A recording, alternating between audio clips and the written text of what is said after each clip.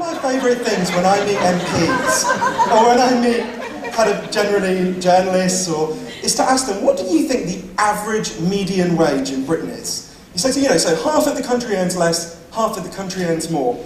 Usually from MPs or from journalists, you'll get an estimate of £50,000 a year. In fact, as everyone here knows, it's 23,000. Holly Toynbee did a brilliant thing. She did a focus group with some Goldman Sachs bankers, and she asked them to name the income that they think should be the poverty level for Britain. So, no one should live below it, and below that you would be considered to be poor. They estimated £40,000. When she told them that 90% of British people live below that, they said, "You're lying, that's not true." And these inequalities disfigure Britain in so many different ways that we see every day. One of the most amazing examples for me, go to Westminster and get on the tube, on the Jubilee line, and go 6 stops to Canning Town. At every stop, if you were born there, it knocks 2 years off your life expectancy. I was born in a city, Glasgow, where the average male life expectancy is 61. That's lower than the male life expectancy in the Gaza Strip.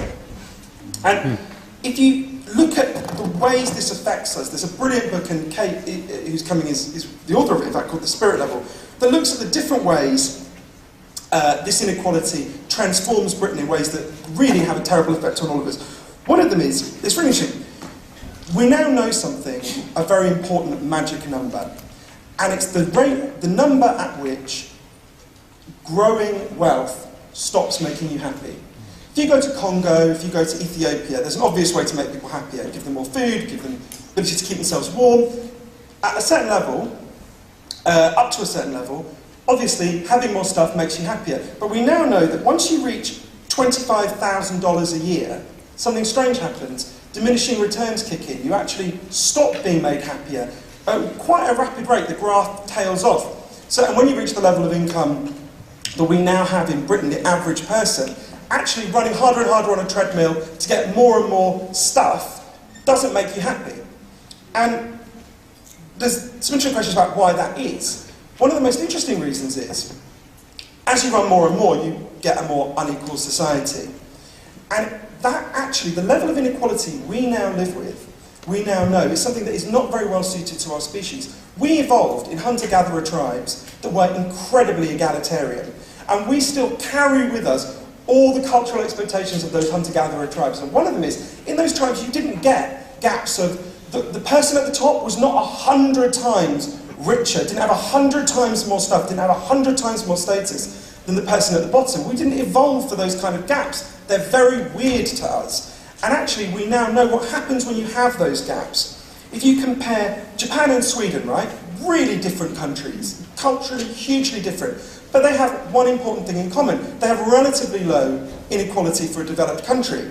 And in return, what do they have? They have really low levels of violence, really low levels of mental illness, really low levels of crime, really low levels of people in prison, and really high life expectancies. Now, if you look at countries that are very unequal but relatively developed, again, the figures run the other way. They have very high levels of crime, they have high levels of mental illness, and as we've become more like that, we've accumulated all these factors. There's lots of reasons why, but one is, when a human being's status is threatened, when you feel that you are so much lower than someone else, which is not something we evolved to cope with for very long, it has a physical effect on your body. When you feel your status is threatened, we can look at this in monkeys, we look at this in human beings, your body releases something called cortisol, which is basically a stress drug, because it's very stressful to feel, why has he got so much, why has he got all this stuff that I will never have, that never in my lifetime will I achieve this? And usually, like Jacob Rees-Mogg, it's not because they've done anything. It's not like, Jacob Rees-Mogg is a genius, although he does refer to people who went to state schools as potted plants. But it's not like, the kid at a state school, proved to be unable and he proved to be very able. The opposite is the case. This man is extremely thick, but has risen very high. But when you are faced with those gaps, huge vertiginous gaps that are unearned and very cruel and increasingly unbridgeable, your body reacts and you feel very threatened. Cortisol is a good thing to be released in short doses if you're in danger. So if you're being chased by a lion, you want your body to flood you with cortisol because you want to get away from the lion. But in societies where there is very extreme inequality, cortisol levels, interestingly, not just in people at the bottom, but people at the top as well, although not as much, rise. They rise significantly. It's very stressful to be surrounded by people in these huge gaps. And that's one of the main reasons why we have these differentials. A good way of looking at it is, there was a study the other day, the University of North Carolina studied some macaque monkeys, and divided them into groups of 4 based on status. So it made sure the top group had loads and the group at the bottom had nothing. And obviously the group at the bottom very quickly became very depressed and dejected and unhappy and started showing all signs of dysfunction, which is precisely what humans do. And it gave these monkeys the ability to pull a little bar, and if they did it, they got some cocaine. And the monkeys who were in the top group would pull it occasionally and get a little bit high, but the monkeys at the bottom pulled it chronically and got terribly addicted.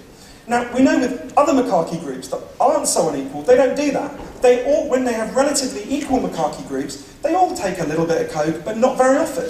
But in the unequal group, everyone took more, and the group at the bottom took so much they became chronically addicted and some of them died.